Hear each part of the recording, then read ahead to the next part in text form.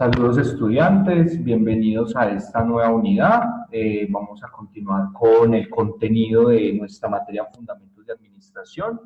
Hoy vamos a ver todo lo que son las famosas teorías de la administración. Vamos a ver como lo relevante, lo principal. Pero antes vamos a definir qué es una teoría. Una teoría básicamente es un conjunto de proposiciones que se van de pronto dando en la historia a través de una forma lógica, de una manera que ha funcionado o en algunos casos ha empezado a quedar obsoleta. Entonces, normalmente lo que hacen estas teorías administrativas es como predecir cómo las organizaciones se deben comportar, cómo las organizaciones deben cumplir con todo el tema a nivel administrativo. Entonces, cómo las empresas deben, por así decirlo, obtener, adoptar algunos principios, algunos conceptos para desarrollarlo dentro de sus organizaciones. Entonces, ¿qué vamos a revisar en esta parte? Vamos a encontrar que todo lo que tiene que ver acá, en este caso, es que la teoría administrativa básicamente es una ciencia, es una técnica y un arte. ¿Por qué viene siendo una ciencia? Porque en este caso es una cantidad de conocimientos que de una manera se organizan de forma sistemática, de manera secuencial y que obviamente debe tener una validez en este caso. Esa ciencia obviamente debe ser organizada y a través de un método científico donde se debe haber generado una hipótesis cuando se estaba, en este caso, generando la teoría. ¿Por qué es una técnica? Porque esa técnica en este caso nos permite aplicarlo a través de unos procedimientos, a través de unas herramientas, con el fin de qué? De que se pueda, en este caso, adaptar esa teoría a las necesidades que se presenten, en este caso, en las organizaciones. Vamos a encontrar el tema del arte y la teoría administrativa viéndola como un arte, porque es básicamente todo el tema de sentimientos, de pensamientos, de ideas que son de manera más subjetiva y que obviamente es importante en el desarrollo de una de esas teorías en las empresas. Entonces, ¿qué vamos a encontrar? Vamos a encontrar normalmente en esa teoría administrativa que es toda la interacción básicamente con la parte humana de las organizaciones, cómo las organizaciones a través de ese conocimiento, a través de unos principios, a través de unas proposiciones, van tratando de darle como solución a todos los inconvenientes que se van presentando. Entonces, normalmente vamos a encontrar acá que todo lo que tiene que ver, que todo lo que tiene que ver en este caso como tal, vamos a encontrar que todo tiene que ver, en este caso, con diferentes teorías que se han presentado a lo largo del tiempo, ¿cierto?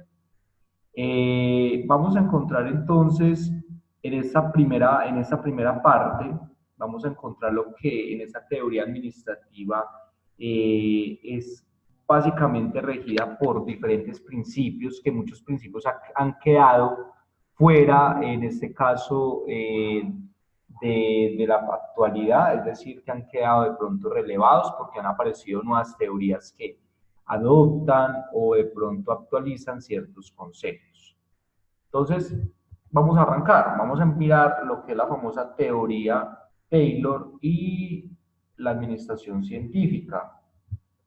En este caso, Taylor, pues era un ingeniero, en este caso de Estados Unidos, y él estaba preocupado básicamente por la baja eficiencia y por el despilfarro que había en este caso en la parte productiva de las empresas, y porque muchas veces había una improvisación y no se tomaban muy buenas decisiones. En este caso, Taylor lo que empieza es como a mirar y empezar a encontrar de pronto la importancia de cómo debe haber una organización dentro de las empresas para poder, en este caso, ser eficientes y no despilfarrar los recursos. Básicamente, ese tipo de empresas se empiezan pues, a generar mucho en la sociedad con la famosa revolución industrial. Recordemos que la revolución industrial se dio en Inglaterra cuando se crea el tema de la máquina, y con esa máquina de vapor, obviamente, las empresas empiezan a hacer una reestructuración interna, porque obviamente pues, esa nueva máquina va a reemplazar por lo general a 20 empleados o a 20 personas que estaban allí. Como soluciona esta problemática, Taylor, ¿qué hace? Taylor enfoca todos los procesos de transformación, empieza en este caso a realizar todo el tema de la mejora de la productividad. Entonces, Taylor en este caso empieza a desarrollar la famosa teoría de la administración científica. Y en esa teoría de la administración científica, lo que busca es que sea demasiado práctico. Él en este caso lo que buscaba era el tema de aumentar la eficiencia, básicamente era para que todos los niveles de la organización pudieran en este caso ser eficientes y obviamente mirar el tema de los movimientos, el tema de los procesos, el uso de las máquinas y las herramientas, evitando el desperdicio. Entonces Taylor empieza a trabajar el tema del desperdicio, empieza a trabajar en este caso los tiempos muertos y empieza como a encontrar la importancia en este caso de supervisar el tema de las máquinas, de las herramientas, cada cuánto se está utilizando y empieza a utilizar todo lo que es la teoría, en este caso la administración científica, con todo lo que tiene que ver con tiempos y movimientos. En esta teoría de Taylor encontramos también que existe una separación de trabajo en actividades. Entonces, ejemplo, una persona que hacía toda la elaboración de una camisa, en este caso no, él empieza a separar, va a haber una persona para el tema de colocarle tal vez los botones, otra persona que le va a hacer ciertos acabados a la camisa, va a haber otra persona encargada previamente a todo el proceso de hilar todo el tema de la materia prima. Y entonces él empieza como a separar ese trabajo en diferentes actividades para así especializar a cada trabajador. Entonces cada trabajador va a ser experto en un proceso y eso es lo que empieza a desarrollar la teoría de Taylor. Otro tema de acá de la teoría de Taylor básicamente es todo lo que tiene que ver con la estandarización, todo lo que tiene que ver con la racionalización como tal del trabajo, el movimiento del producto, todo lo que tiene que ver con los puestos de trabajo específicos.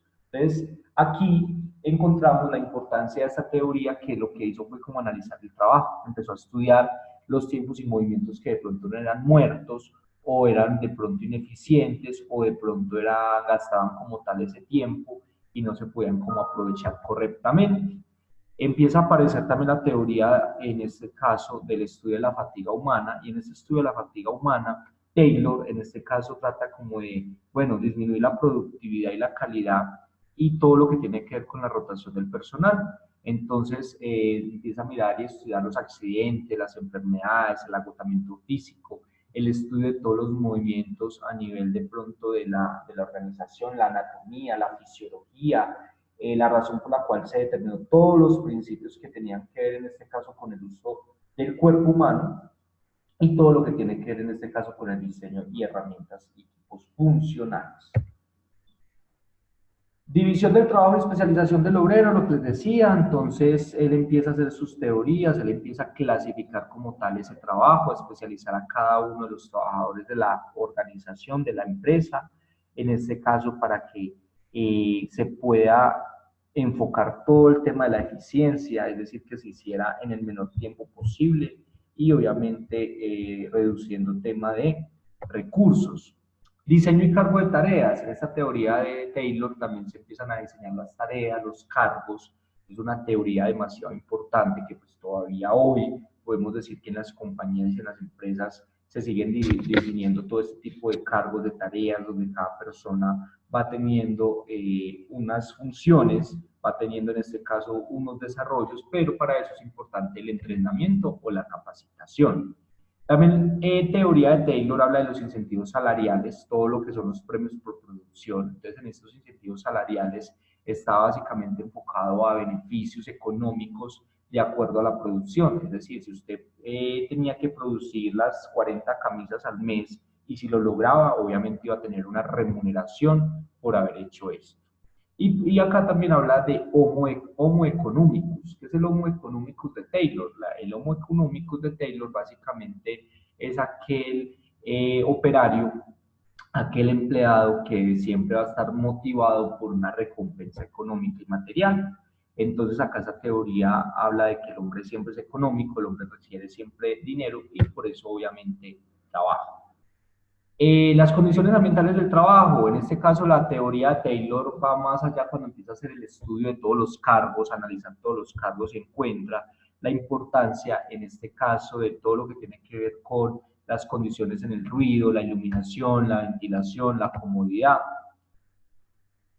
La racionalidad del trabajo, básicamente, en esa racionalidad empieza a aparecer la famosa gráfica de Gantt o el gráfico de Gantt, que básicamente es clasificar las funciones o las responsabilidades de un cargo y colocarle como tal el tema de fechas, colocarle el tema de hasta dónde voy a realizar la primera actividad, la segunda actividad, la tercera, y él en este caso empieza a desarrollar ese tema de aprovechar ese gráfico de Gantt para poder, en este caso, ser más eficiente.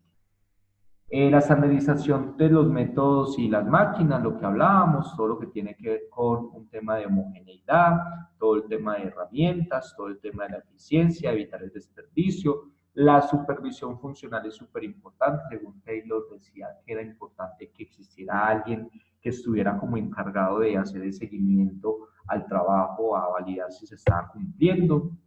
Los aportes de la administración científica, entonces, ¿qué queda como tal? Todo lo que tiene que ver con unos factores que enfocaba en este caso el diseño del cargo y el diseño de las funciones, el diseño como tal de todo lo que aplicaba acá la administración científica. En este caso también tiene que ver con que cada operario obviamente se va convirtiendo especialista en su cargo. Importante acá también el tema de los movimientos, el desperdicio de movimientos y tiempos. Él también en su teoría demuestra el tema de lo que es importante, todo lo que tiene que ver con esa investigación científica. Y era obviamente su teoría muy enfocada a que era muy mecánico, pero había muy poco tema de humanización. Entonces, hasta acá viene la primera teoría, la teoría de la administración científica, que es obviamente, en este caso, desarrollada por Federico Taylor. Luego venimos a la escuela clásica y en esta escuela clásica vamos a encontrar a Fayol. Henry Fayol, en este caso, también un ingeniero, pero de Francia, estaba muy preocupado también por el tema de la poca eficiencia de las empresas, pero su enfoque era más como la estructura organizacional, cómo debía organizarse la empresa, cómo debía organizarse a nivel de los puestos, de los cargos, de las funciones y la interrelación que debía haber entre ellas. Entonces, en esta teoría de Fayol, encontramos que esta teoría estaba muy enfocada ¿a qué? A empezar a mirar cómo se iba organizando y él empieza a tomar, por así decirlo, algunos temas de la teoría de Taylor, pero también empieza a contradecir. Entonces, ¿qué vamos a encontrar acá? Para Mayor era muy importante el tema de esa organización, de esa distribución, por así decirlo, en áreas, por distribución por cargos, y él empieza a hablar por primera vez del término de organización, es decir, de la empresa. Fayol, en este caso, empieza a dividir como tal a la empresa en 6 funciones principales: las funciones técnicas, las funciones comerciales, la función financiera, la función de seguridad, la función contable, la función administrativa, y en este caso lo que hace directamente Fayol es definir todo el tema de lo que tiene que ver con la producción de los bienes, los servicios de la empresa, las comerciales en lo referente a la compra, venta e intercambio de bienes, la financiera en todo lo relacionado a la búsqueda, consecución y manejo de capitales, la de seguridad que se relaciona con la protección de los bienes y las personas, lo contable, obviamente todo lo que son estadísticas, el manejo de inventario, los costos, los balances, y en la parte administrativa empieza a hablar de todo lo que es importante coordinar e integrar el resto de funciones. Entonces, hoy pues podemos encontrar que las empresas normalmente tienen un área comercial, un área financiera, un área de seguridad, un área administrativa. Entonces, de aquí, cuando él hace esta clasificación en las 6 funciones, se empieza a hablar por primera vez de esto. Entonces, mire, función administrativa, acá está la relación con su función técnica, función comercial, la financiera, la de seguridad y la contable. Normalmente, aquí Fayol empieza con su distribución y empieza a encontrar que las principales áreas que pueden encontrar en este caso es todo lo que es el área de producción, el área de marketing y el área financiera. Tal vez lo que no habló en su momento Fayol fue el área de gestión humana o el área de recursos humanos y no lo veo pues como tan necesario que se creara. ¿Qué más acá es de Fayol? Fayol directamente empieza a encontrar en todas las funciones de la empresa todo lo relacionado a qué, a lo importante que es administrar, todo lo que es importante a nivel de prever, de organizar, de dirigir, de coordinar, de controlar. Y él también empieza a hablar del proceso administrativo, o sea que el aporte de Fayol es muy grande y Fayol en este caso habla de todo lo que tiene que ver con ese proceso administrativo, toda la importancia de, en este caso, de entregar ciertos procesos para la organización. En esta teoría él habla de planear, organizar, dirigir, coordinar, controlar.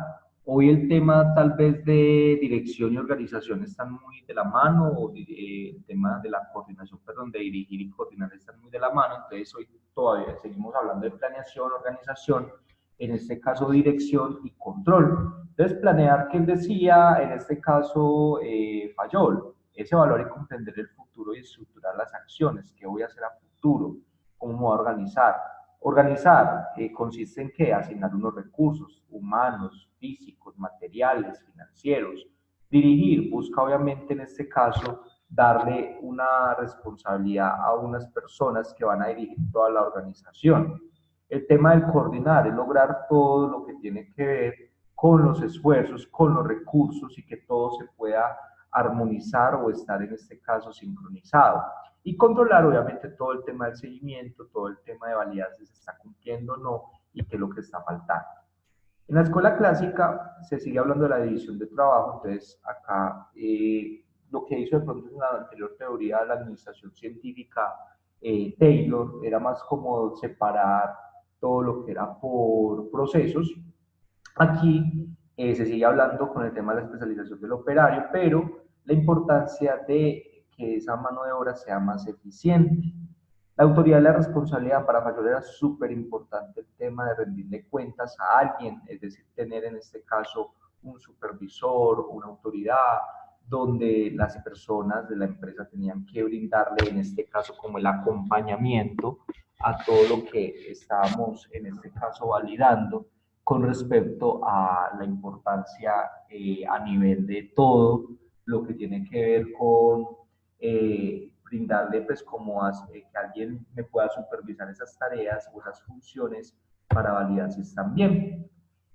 La disciplina, súper importante, básicamente era el tema de la dedicación que cada una de las personas iba a colocarle al trabajo. La unidad de mando básicamente era como definir quién iba a ser el dueño, el jefe, perdón, de cada uno de los procesos o en este caso el área, para que no existiera de pronto algún inconveniente o de pronto dudas.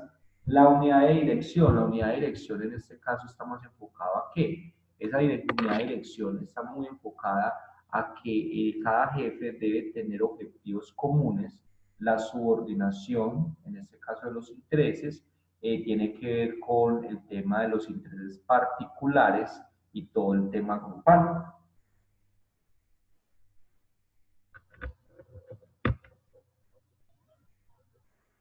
Aquí encontramos entonces en esta teoría la importancia de la remuneración del personal, entonces básicamente es como el tema salarial, cómo iba a ser esa remuneración, entonces también por primera vez se empieza a hablar de un incentivo a nivel no financiero, un salario en este caso, por así decirlo, emocional, entonces empieza a hablar como de esta primera parte.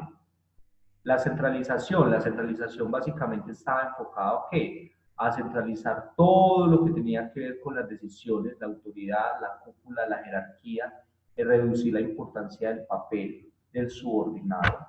Entonces ahí es donde empieza también Fayol a centralizar cierta toma de decisiones a través de su teoría. La cadena escalar básicamente es, en este caso, como el nivel que deben existir dentro de la empresa, la jerarquía, los roles, las funciones, ¿cierto? Para la toma de decisiones.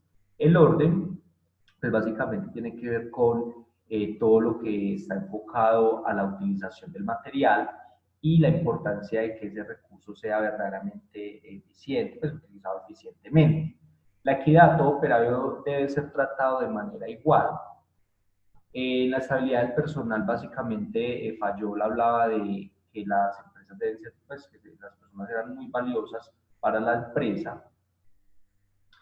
La iniciativa, entonces empieza a mirar el tema de la creatividad. Lo importante de las organizaciones es tener gente creativa, gente que pueda, en este caso, darle solución a algunos inconvenientes que se presenten. El espíritu de equipo, básicamente, es todo el tema de la voluntad, la armonía entre los trabajadores. Se logra crear y explotar la fortaleza más importante de la empresa, que en este caso son las personas.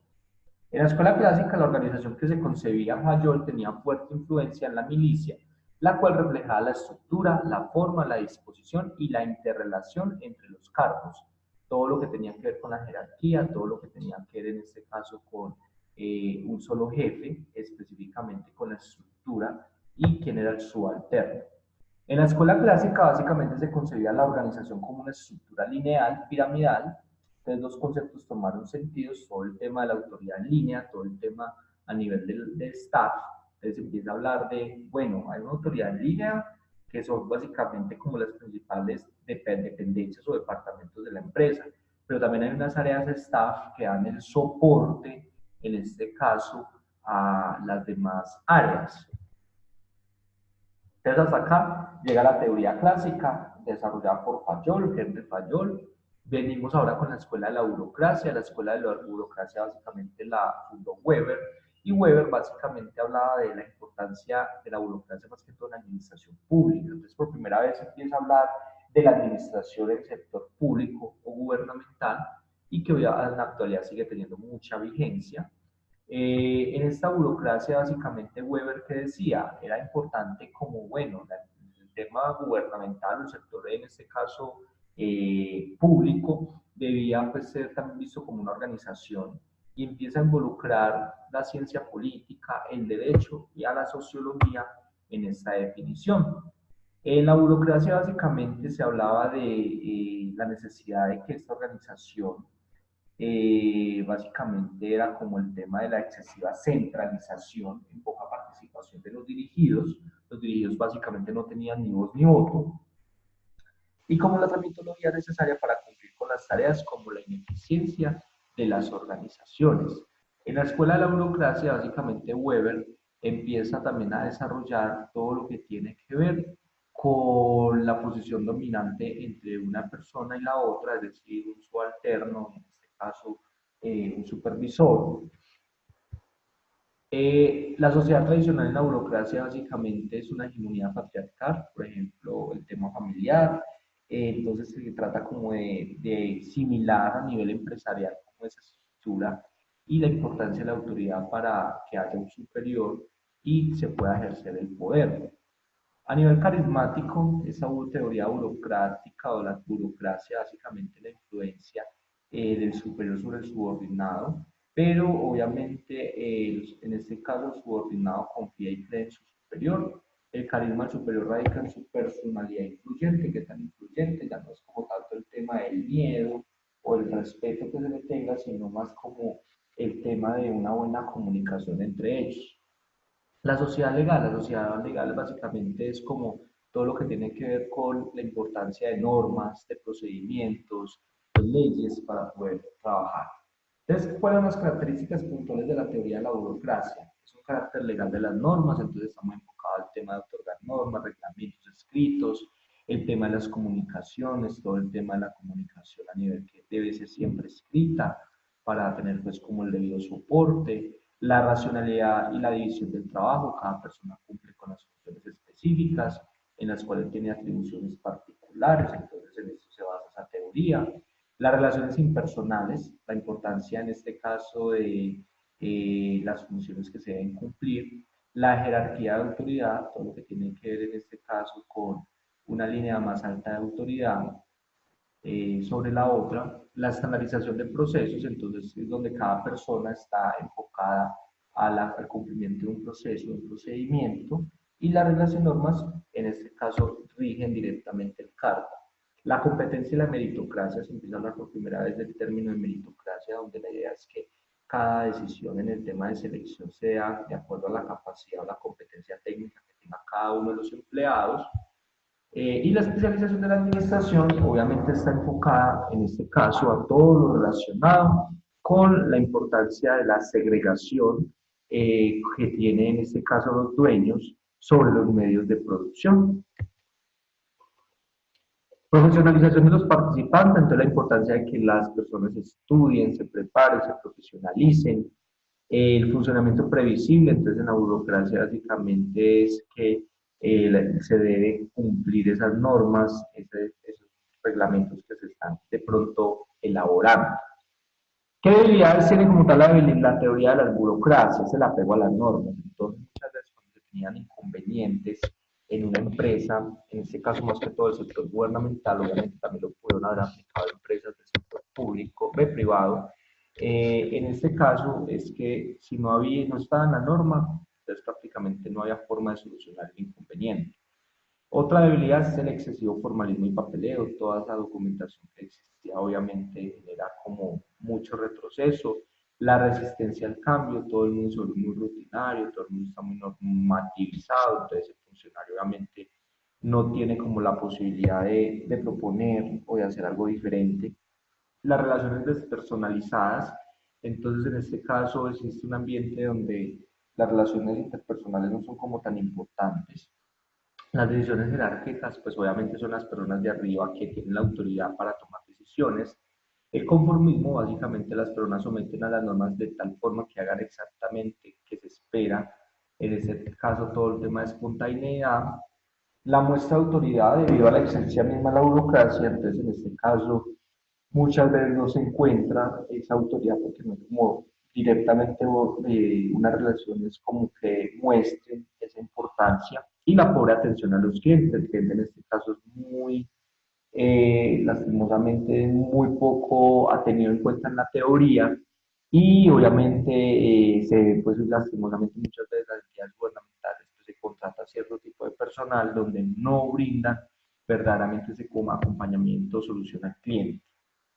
Viene la cuarta teoría, y esta cuarta teoría tiene que ver con las escuelas de las relaciones humanas, y esta teoría de las escuelas de las relaciones humanas es una corriente netamente humanista. Cuando hablamos de esta corriente netamente humanista es más que todo que las anteriores teorías no habían tenido como tan en cuenta al ser humano, o en este caso al trabajador, y acá se empieza como, bueno, la importancia del individuo como persona dentro de la empresa. Entonces, esta teoría normalmente muestra como el tema de los operarios, de los patrones, todo el tema de la creación de sindicatos que se promovían de pronto los derechos, la lucha de los derechos de los trabajadores, ciertas huelgas. Y en esta escuela de las relaciones humanas, entonces también está muy enfocada con, o muy amarrada las ciencias de la psicología y la sociología. Entonces acá también aparece todo lo que tiene que ver con los comienzos del siglo XX. Muchos psicólogos de esa época empiezan a realizar estudios con el tema de la dimensión humana del trabajo.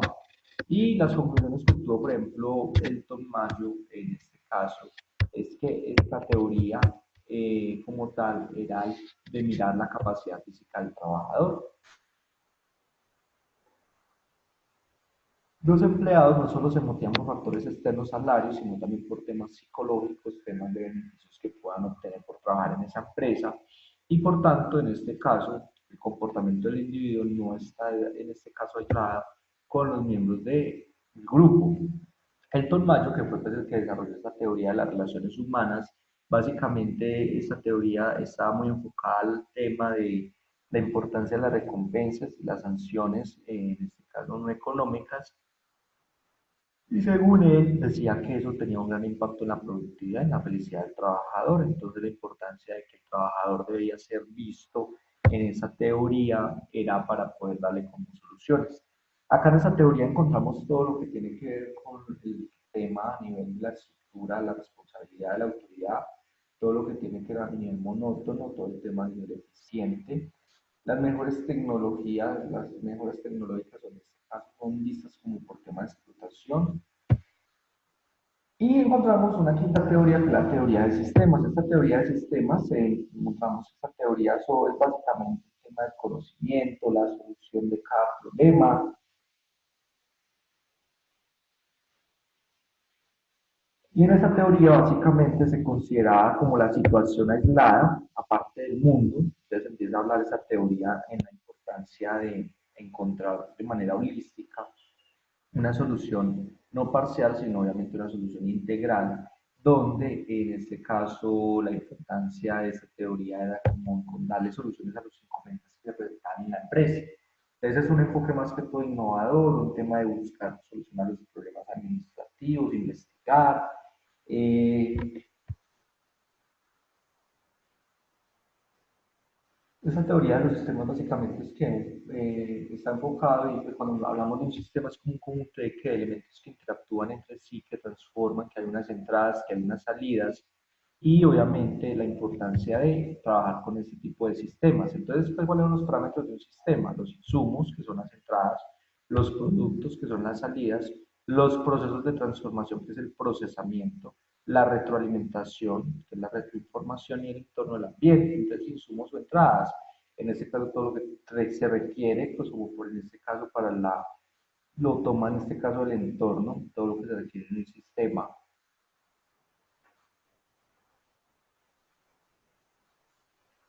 Y en este caso, la empresa para poder operar todo lo que son los insumos, la materia prima, los recursos financieros, la información, en las salidas está todo el tema de la transformación, todo el tema de lo que sale ya para el mercado. En los procesos de transformación, básicamente es el proceso del cambio de unas materias primas en un producto final. La retroalimentación, básicamente, son los resultados que tiene, en este caso, el impacto en el entorno. Y el entorno ambiente, básicamente, se encuentra el sistema. Entonces, normalmente es el entorno externo, la economía, el tema político, entre otros.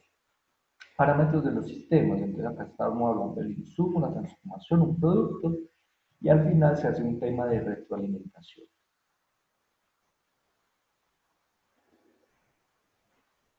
Características especiales, entonces tenemos unos sistemas determinísticos, básicamente según la exactitud que se requiera, pues como la información, unos complejos o simples, que son en este caso los elementos o las interacciones que se utilizan, y la naturaleza o las artificiales, básicamente todos los procesos que tienen que ver a nivel natural o por el ser humano. Están los sistemas dinámicos o estáticos, básicamente es moverse o crecer permanentemente inamovible, los sistemas abiertos o cerrados, es una organización que considera, por ejemplo, a nivel de un sistema probabilístico, complejo y artificial, dinámico y abierto. Entonces está acá como la diferencia, cuando es un sistema abierto, cuando es un sistema cerrado. Eso básicamente es a nivel del liderazgo de cada uno de los líderes. Las características especiales del holismo, cuando hablamos del holismo es como mirar todo el tema, todo el escenario a nivel total, todo el tema de las interacciones que se pueden presentar, la frontera o el límite, todo lo que tiene que ver en este caso con la diferencia del ambiente o el entorno, la equifinalidad en este caso es como el sistema busca alcanzar unos objetivos de diferentes formas. Y en esa teoría de los sistemas, básicamente, ¿qué? Se pretende desarrollar todo lo que tiene que ver con el tema de principios racionales, mecanicistas, considerando soluciones parciales en un sistema, por ejemplo, cerrado,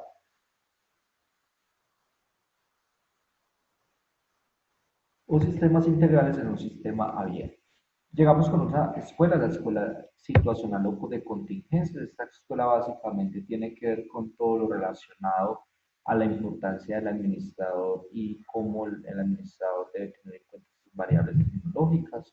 Encontramos acá normalmente en esta teoría todo lo que tiene que ver con los investigadores que se presentan acá, es que descubrieron que la estructura de una organización y de su funcionamiento tiene una relación directa con su entorno.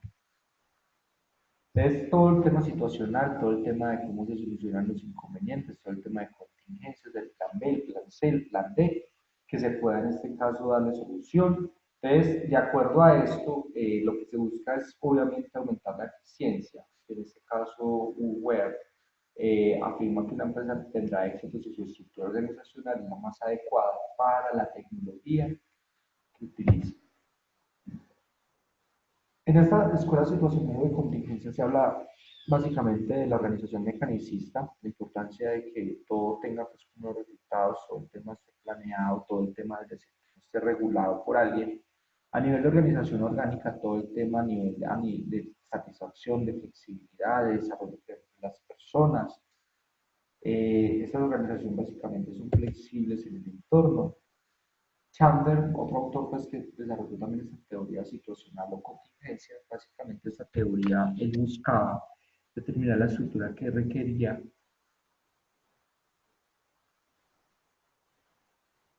a nivel de cómo la organización se tendría de pronto que modificar para solucionar todos los inconvenientes.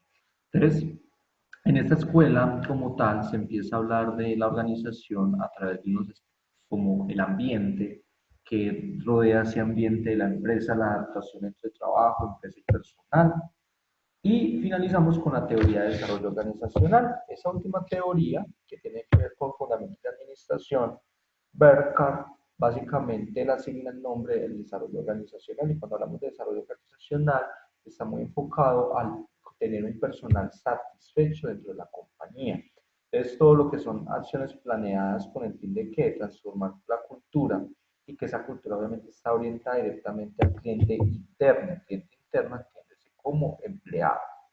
La teoría del desarrollo organizacional en este caso está enfocado en un tema de estructural y comportamental. Se empieza a hablar por primera vez de la estrategia, del clima organizacional, de la cultura, de la estructura, entre otros. Entonces, es cultura organizacional. La cultura organizacional básicamente es como todo lo que compone a la empresa, a la organización a nivel de qué, de cómo esa cultura está de pronto sumergida en cada uno de los empleados, o esa cultura lastimosamente no la conoce, la desconoce como tal dentro de la empresa, y cómo esa cultura se va organizando según los cambios que se van presentando. El clima organizacional básicamente es como la atmósfera psicológica, y cuando hablamos de atmósfera psicológica es como el tema de la motivación, del ánimo, de la disposición, de la falta de conflictos que se presenten dentro de la empresa. Cambio organizacional básicamente es el cambio de pasar de un estado a otro de acuerdo a lo que se va presentando en la organización. El desarrollo organizacional es todo lo relacionado a nivel de todo lo que tiene que ver, por ejemplo, con el desarrollo a nivel de objetivo, de alcance, el tema participativo, el tema empoderamiento y procesos de investigación. Entonces, acá está como todo el desarrollo que se puede presentar dentro de la organización. Entonces, apreciados estudiantes, hasta acá llega pues como este video. Cualquier inquietud estaré muy pendiente y que esté muy bien.